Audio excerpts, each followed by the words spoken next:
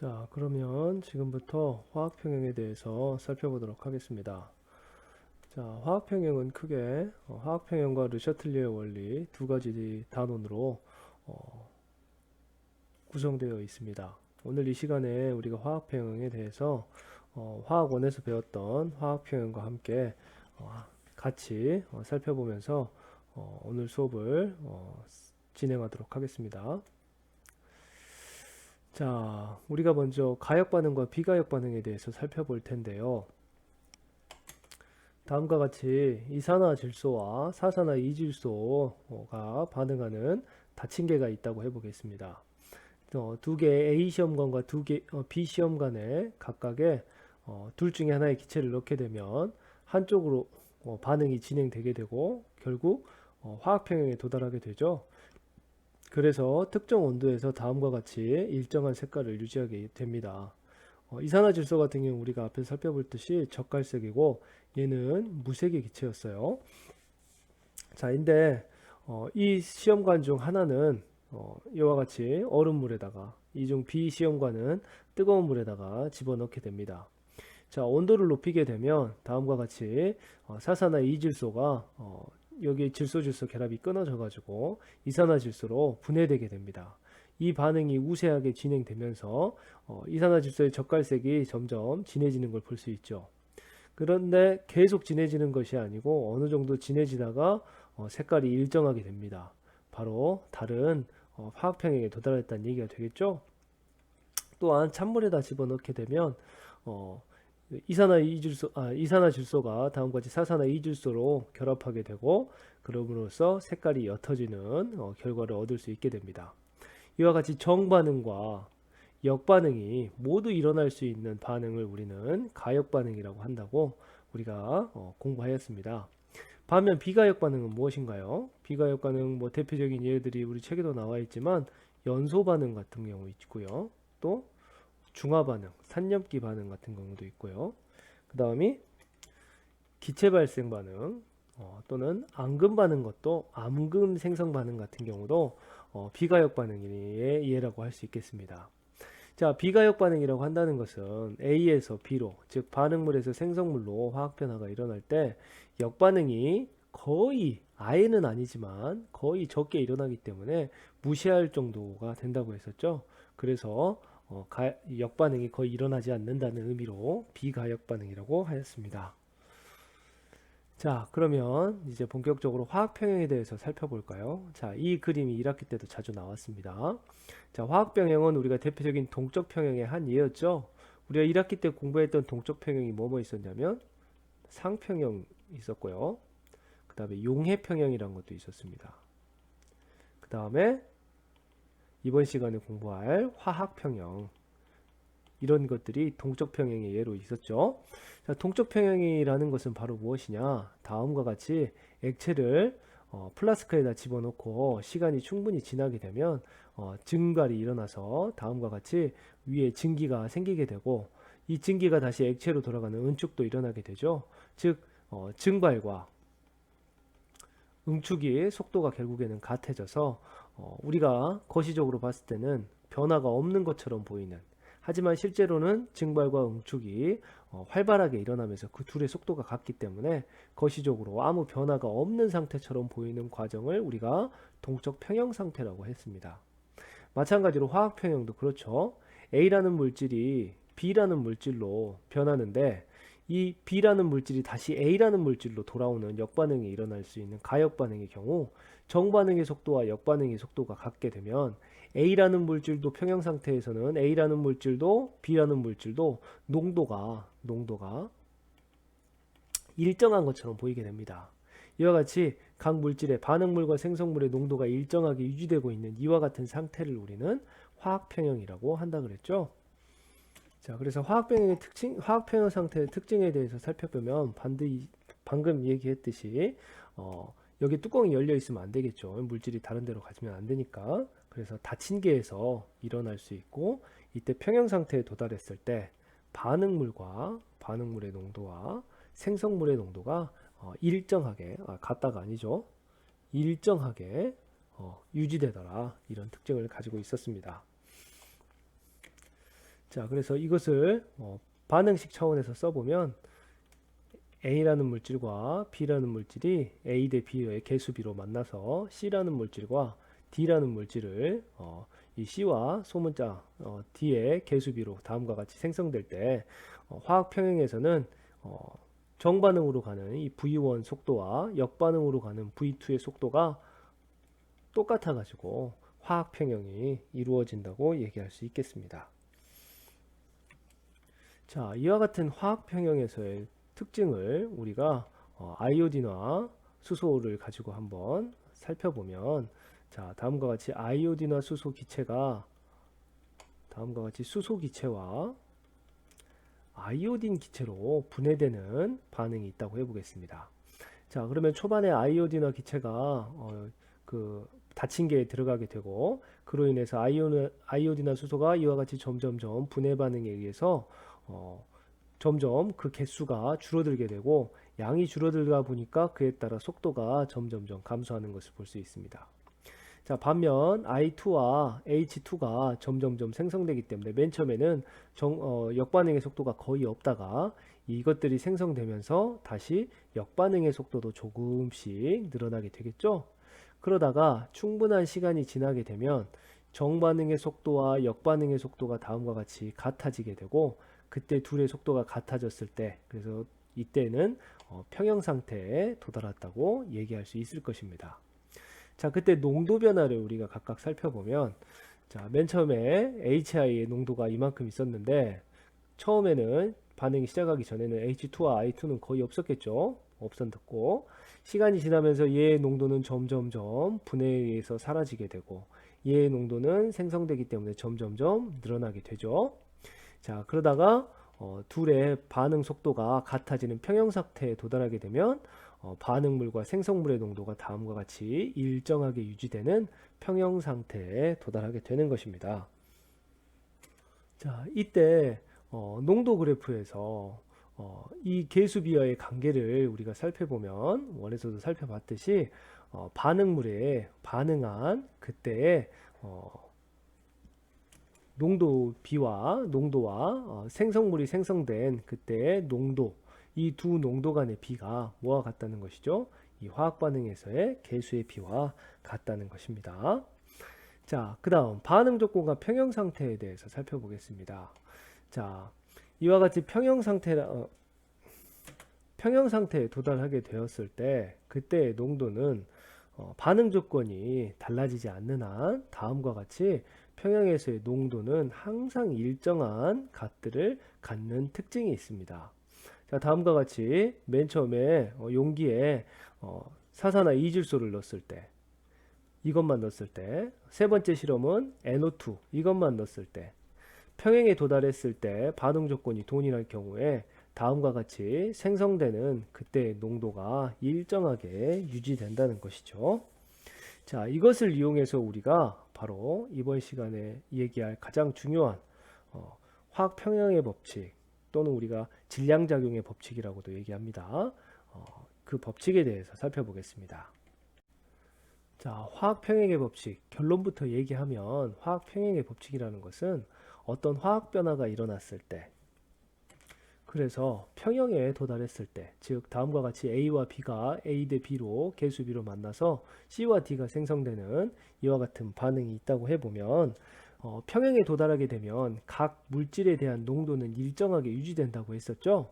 그때 그 농도들이 일정하게 유지될 때 그 반응물의 농도 곱과 생성물의 농도 곱의 비율이 항상 일정하다는 그 내용이 바로 화학평형의 법칙입니다. 자, 이것은 우리가 실험적으로 증명된 것이기 때문에 우리가 같이 화학평형의 법칙이라고 쓸 수 있는 것이죠. 자, 그래서 그 농도비를 우리가 한번 적어본다면 다음과 같이 적을 수 있을 것입니다. A의 농도에 A승, 그 다음에 B의 농도에 B승, 그리고 C의 농도에 C승, D의 농도에 D승에 각각의 반응물과 생성물의 이 농도비가 항상 일정한 값들을 갖더라. 온도가 일정하다면요, 닫힌계에서. 그래서 이 일정한 값을 우리가 K라고 정하고 그 이름을 우리가 평형에서의 일정한 값을 갖는다 라는 의미로 평형상수라고 이름 붙여줬습니다. 자, 다음과 같은 암모니아 생성 반응에서의 평형상수를 그러면 한번 써볼까요? 자, 반응물의 평형해수의 농도 N2 평형해수의 농도 H2 평형해수의 농도의 개수가 3이니까 세제곱 분의 암모니아의 평형해수의 농도의 제곱. 이것이 바로 이 암모니아 반응에 대한 평형상수 K라는 것이죠. 자, 그런데 이 평형상수를 지금 선생님이 기체인데 농도로 표현했어요. 자, 큰 의미는 없습니다. 왜냐하면 농도라는 것은 특정한 용액의 부피 안에 들어있는 용질의 입자의 개수입니다. 이 개수의 비를 나타내는 것이 바로 평형상수가 되는 것이죠. 반면에 이것을 우리가 그래서 concentrate, 지금 농도 평형상수라고 하고요. 반면에 기체의 경우는 특정한 부피 안에서 생성물의 기체와 반응물의 기체가 다음과 같이 이렇게 몰수가 이렇게 기체가 이렇게 섞여 있고, 그로 인해서 그 입자의 개수만큼 각 기체에 대한 부분 압력을 갖게 됩니다. 결과적으로 특정한 부피 안에 용질의 개수에 의해서 결정되는 게 농도고 부분 압력인 것이죠. 그래서 압력 평형상수도 마찬가지 이와 같은 기체 반응의 경우 똑같이 쓸 수 있는데 그 인자만 부분 압력으로 바꿔주면 되는 것입니다. 결과적으로 이렇게 써도 되고 이렇게 써도 됩니다. 자, 하지만 우리 화학2에서는 기체도 보통 이렇게 농도 표시 방법으로 사용하고 있습니다. 이렇게 써도 되고요. 혼용해서 써도 상관없습니다. 자, 그 이유는 이제 여러분들이 나중에 배우게 되겠지만 K라는 이 평형상수는 단위를 가지고 있지 않습니다. 왜냐하면 이 K는 정확하게 말해서 연력학적 평형상수이기 때문에 이 농도를 기준 농도로 전부 다 나눠줍니다. 기준 농도. 우리가 이 기준 농도는 1몰 농도로 하고 있습니다. 이상 용액의 경우. 반면에 기체의 경우는 이 압력을 그냥 압력을 기준 압력이라는 것으로 나눠줍니다. 그럼으로써 이 평형상수의 K 값의 단위를 없애는 것이죠. 자, 그러므로 여러분들이 얘네도 단위가 없고 얘네도 단위가 없기 때문에 그냥 상수 취급을 하는 농도값, 특별한 농도비로 얘기하고 있고, 그로 인해서 이렇게 써나 이렇게 써나 화학2에서는 우리가 특별하게 구분짓지 않고 쓰고 있습니다. 그래서 기체의 경우도 이렇게 농도처럼 이렇게 표시하는 것입니다. 자, 그러면 평형상수의 실험적 확인 내용에 대해서 한번 살펴보겠습니다. 자, 다음과 같이 처음 농도를 다음과 같이 이렇게 각각 달리 해봤어요. 그리고 나서 결과 평형에 도달했을 때 그때의 농도를 보니까 다음과 같이 각기 다른 농도 값들을 가졌습니다. 이때 실제적인 평형상수 값을 찾아보기 위해서 다양한 비율을 정형해 봅니다. 하지만 일정한 값이 나오지 않죠.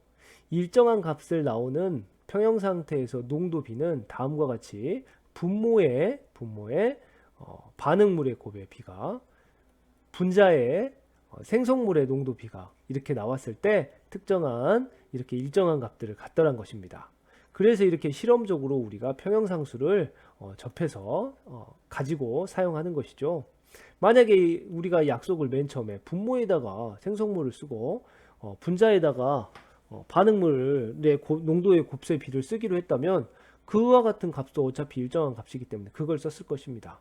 하지만 우리는 평형상수를 다음과 같이 반응물의 농도곱에 비해서 생성물의 농도곱의 비로 이렇게 하기로 했기 때문에 여러분들이 이렇게 공부하셔야 되겠습니다.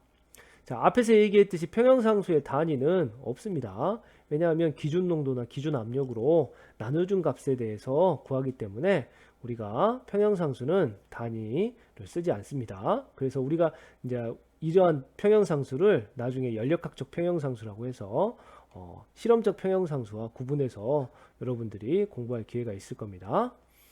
자, 그 다음에 불균일 평형에서의 평형상수식. 균일 평형과 불균일 평형이 무엇이냐? 여기서 불균형이라고 나와 있으니까 균일 평형도 있겠죠. 균일 평형이란 것은 우리가 방금까지 살펴본 그 화학 반응식들이 균일 평형입니다. 즉 물질의 상이 한 가지 종류만 있는 경우, 즉 기체면 기체, 고체면 고체, 액체면 액체, 용액이면 용액 이렇게 한 가지로만 되어 있는 것을 우리가 균일 평형이라고 하고요. 불균일 평형이라고 하는 것은 이러한 상이 두 가지 이상으로 되어 있는 평형상수식을 불균일 평형이라고 합니다. 그 옆에 예가 나와 있는데요. 다음과 같이 기체와 기체가 만나서 고체가 되는 경우, 이러한 경우 불균일 평형이라고 하고요. 마찬가지로 기체와 액체가 만났을 때 이와 같은 경우도 불균일 평형의 예입니다.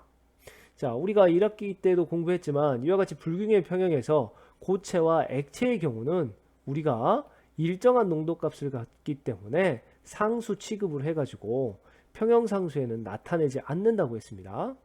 그래서 다음과 같이 염화암모늄이 형성되는 반응의 경우 평형상수에 여기 같이 생성물도 위에다 적어야 될 것 같지만 생성물은 적지 않고 반응물, 즉 기체하고 수용액 상태만 다음과 같이 적는 것입니다.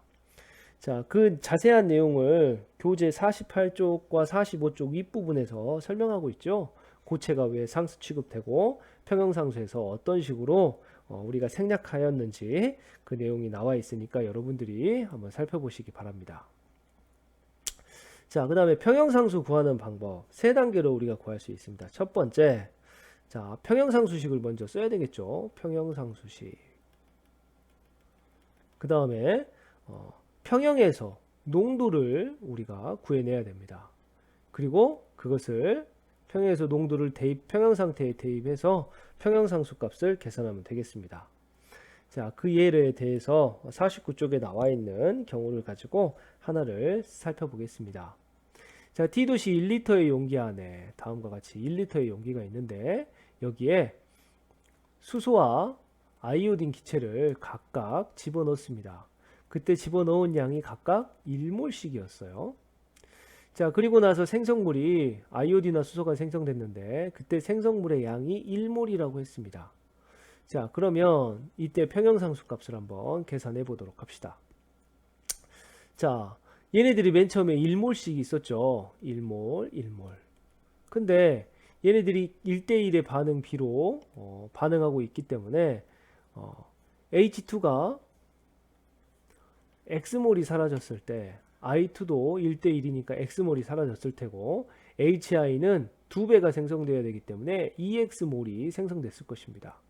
결과적으로 H2는 평형에 도달했을 때 1-X몰, I2도 1-X몰이 남았을 거고요. HI의 경우는 EX몰이 생성됐을 것입니다. 그때 이 EX몰이 몇 몰이라고 문제에서 얘기했냐면 1몰이라고 그랬죠. 즉 X가 얼마냐? 0.5몰입니다. 결과적으로 수소는 평형에서 0.5몰이 남았고 아이오딘도 0.5몰이 남았다는 얘기죠. 자, 그러면 농도를 계산했으니까 평형상수식을 써볼게요. 자, 평형상수식 H2 반응물 I2 생성물 HI의 제곱. 어떻게 하다 보니까 우리가 앞에서 얘기했던 지금 1단계, 2단계를 좀 이렇게 혼용하거나 좀 뒤섞어서 한 것 같은데 결과야 여러분들이 잘 아실 테니까요. 자, 그래서 각각의 평형에서의 농도를 집어넣어 줘 봅니다. 그러면 얼마가 나오겠어요? 자, 4가 나온다고 하네요. 자, 이렇게 해서 평형 상태에서 농도가 주어지지 않을 경우에 평형상수를 어떻게 구하는지에 대해 살펴봤고요. 평형 상태에서 농도가 주어진 경우는 여러분들이 해보시기 바랍니다. 자, 그러면 평형상수의 성질에 대해서 살펴보도록 하겠습니다. 평형상수는 오로지 온도 변화에만 영향을 받는다고 합니다. 자, 우리가 이 평형상수가 다른 말 좀 앞에다가 수식어로 불리치면 연력학적 평형상수라고 한다 그랬죠. 자, 그것은 델타 G, 우리가 깁스 자유 깁스 에너지 변화라고 하는데 여기에다가 마이너스를 붙인 값이 RT, LN, K로 이와 같은 수식이 성립한다고 합니다. 우리가 아직 배우진 않았지만 이 자유 에너지는 반응의 자발성을 결정하는 요소고요. R은 이상기체 상수, 절대온도, 우리가 지금 공부하고 있는 평형상수고요. 이렇게 됩니다. 그때 얘와 얘는 이미 구해진 값이므로 상수 취급할 수 있고, 즉 평형상수가 이 절대온도에 의해서만 영향을 받는다고 우리가 얘기할 수 있는 것입니다. 자, 두 번째, 역반응의 평형상수와 정반응의 평형상수의 관계에 대해서 살펴보면요. 다음과 같이 반응이 있다고 할 때 이 반응에 대한 우리가 K값, 평형상수 값은 다음과 같이 A의 A승, C승, D의 D승으로 다음과 같이 쓸 수 있습니다. 자, 그러면 이것이 정반응에 대한 평형상수예요. 왜냐하면 반응물의 농도곱을 분모에다 쓰고 생성물의 농도곱을 분자에다 쓴다 그랬거든요. 그럼 역반응에 대한 평형상수는 어떻게 될까요? K'은 이걸 K'이라고 한다면 반응물이 바로 기존에는 생성물에 있던 게 반응물로 가야 되겠죠? 반면에 반응물이 생성물로 이와 같이 가야 될 거고요. 그렇기 때문에 역반응과 정반응이 바로 이와 같이 평형상수의 그 역수관계에 있다는 것을 우리가 이렇게 확인해 볼 수 있을 것입니다.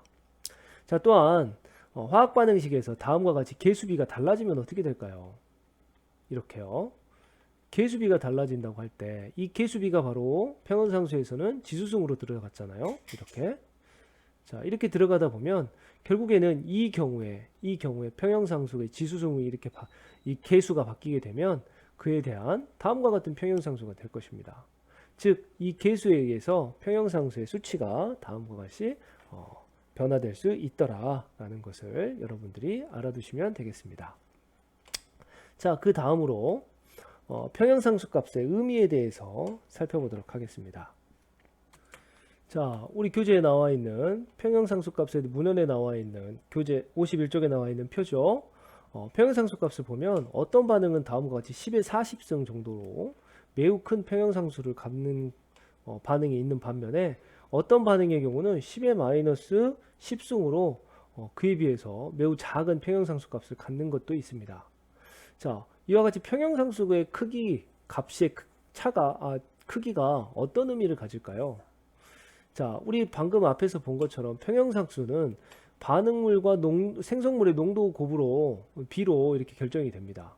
이 값이 크다는 얘기는 바로 분자가 크다는 뜻이죠. 반면에 이 값이 작다는 K값이 작다는 얘기는 분모는 많은데, 즉 반응물은 많은데 생성물의 양이 적다는 것입니다. 평행에 도달했는데 생성물의 양이 적고 반응물의 양이 매우 많아요. 그럼 평형상수 값이 작고, 반면 평행에 도달했는데 반응물의 값은 매우 적고 생성물의 값이 매우 많아요. 그 말은 생성물이 훨씬 더 많다는 얘기죠. 이거를 그래프로 그려놓은 게 바로 이것입니다. 맨 처음에 이 반응물이 전부 다 차지하고 있었는데 반응이 진행됨에 따라서 반응물의 양은 점점점 이와 같이 줄어들고 생성물의 양은 이렇게 많아집니다. 그러다가 결국에 평행에 도달하게 되면 농도가 일정하게 되겠죠. 이때 반응물의 양은 매우 적고 생성물의 양이 매우 많다면 이때 K값은 매우 클 것입니다. 반면에 반응물을 이렇게 처음에 집어넣었을 때 화학 변화가 일어나서 평행에 도달하게 되는데 반응물의 양이 생성물의 양보다 훨씬 이렇게 많다면 K값은 작아지게 될 것입니다. 결과적으로 이 어떤 반응에 대한 평형상수 값을 보면 이 반응에서 이 정반응과 역반응을 비교해 봤을 때 큰 경우에는 정반응이 매우 우세하게 일어나겠구나 라는 것을 우리가 예측해 볼 수 있고, 반면에 이와 같이 작은 값을 갖는다는 것은 생성물의 양이 반응물의 양에 비해서 훨씬 더 작기 때문에 정반응이 약하고 역반응이 훨씬 더 우세하게 진행될 거라는 것을 예측해 볼 수 있을 것입니다. 자, 이와 같은 두 경우는 지금 평행에 도달하는 가역 반응의 경우고요. 이 그래프는 지금 비가역 반응에 대한 내용입니다. 처음에는 반응물만 있었는데 시간이 지남에 따라서 계속 반응이 정반응만 진행돼 가지고 반응물은 거의 다 사라져 버리고 생성물만 이렇게 생겨 있죠. 비가역 반응에 대한 내용은 다음과 같이 그래프로 나타낼 수 있겠습니다. 자, 그 다음 중요한 내용이 하나 있습니다. 바로 K와 관련된 Q가 있습니다. K는 우리가 평형상수라고 하죠. Q는 바로 반응이 어느 쪽으로 일어날지 비교해 볼 수 있는 반응 지수라는 것입니다. 자, 이 기본적으로 평형상수와 반응 지수는 식이 똑같습니다. 식이.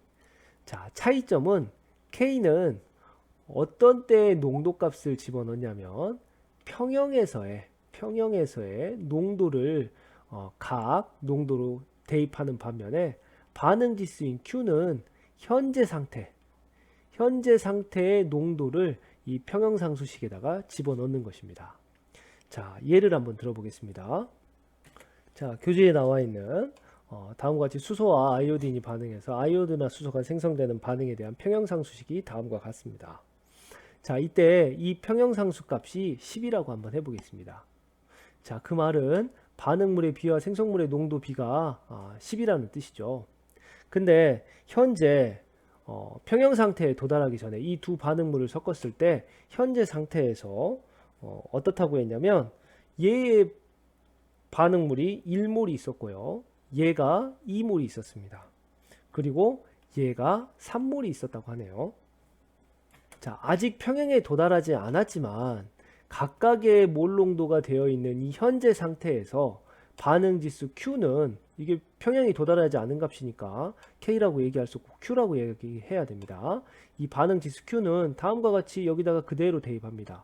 수소 1 곱하기 아이오딘 2 곱하기 아이오딘화 수소 3의 제곱. 그랬을 때 이 반응 지수를 계산하게 되면 다음과 같이 4.5라는 값이 나오게 되죠. 자, 즉 K하고 Q하고 평형상수하고 반응지수하고 비교해 봤더니 K 값이 Q보다 더 큰걸 알 수 있습니다. 이런 경우 어떤 경우에 해당하냐면 평형에서는 반응물과 생성물의 비가 1대 10으로 얘가 더 10만큼 커야 됐습니다. 하지만 현재 상태는 생성물이 비가 4.5밖에 안 돼요. 그 말은 평형에 도달하기에는 생성물의 양이 적다는 것이죠. 현재 상태가 생성물이 적기 때문에 이 반응은 생성물을 만드는 정반응이 현재 상태에서는 우세하게 일어날 것이다 라고 예측해 볼 수 있을 것입니다. 마찬가지로 Q가 10보다 크게 된다면, 큰 값을 갖는다면 평형 상태에 비해서 10보다 크기 때문에 10보다 큰 100이라고 해보면 생성물이 현재 상태가 너무 많다는 것이죠. 그러면 이 생성물이 줄어드는 역반응 쪽으로 반응이 진행될 거기 때문에 Q가 다음과 같이 K보다 클 경우에 역반응이 우세하게 진행될 것입니다. K와 그럼 Q가 같다면 어떻게 될까요? 자, 얘네들이 같다면 평형 상태에 있겠죠. 그래서 다음과 같이 평형상수 K와 반응지수 Q를 가지고 이 반응의 진행 방향을 예측해 볼 수 있겠습니다. 자, 이것으로 화학평형의 법칙에 대해서 우리가 살펴보았습니다. 화학평형의 법칙을 아까 얘기한 것처럼 다른 말로 질량작용의 법칙이라고도 합니다. 이것을 평형상수로 한번 나타내 봤고요. 이 평형상수를 통해서 화학반응을 예측할 수 있는 Q에 대해서, 즉 반응지수에까지 살펴보았습니다. 자, 이것으로 수업을 모두 마치도록 하겠습니다.